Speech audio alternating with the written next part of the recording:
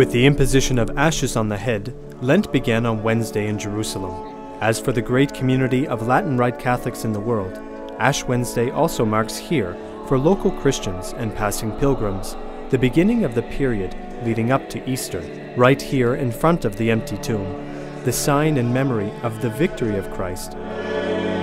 This new beginning is celebrated early in the morning with the 6:30 Mass that gathers every year many of the faithful, together with the Franciscan custodians of the Holy Sepulchre. It begins here, where everything began, and where in 40 days will be celebrated the great feast of the Resurrection.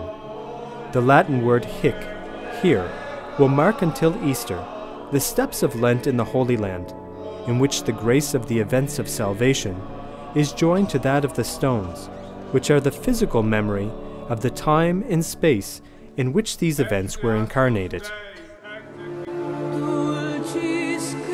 Once more, our Church of Jerusalem may speak not only about history, but also of the geography and the topography of salvation, writes the Latin Patriarch of Jerusalem in his pastoral letter.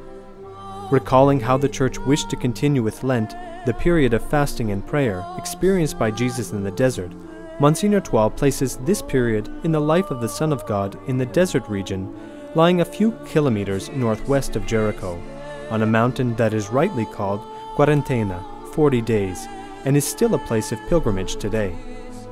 The Patriarch calls the faithful to the imitation of Christ, a magnificent example showing us the path of salvation and walking it together with us.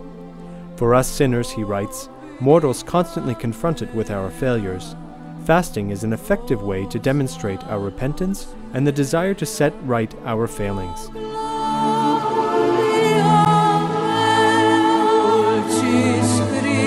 It's also a fast that is consecrated to peace, one of the greatest graces that the Lord gives to humanity. In his crucified body, concludes the Patriarch, Jesus abolished the separation wall between peoples by establishing peace. It is this peace that we hope to achieve by the grace of God, to which we dedicate our prayer, our penance, and our fast.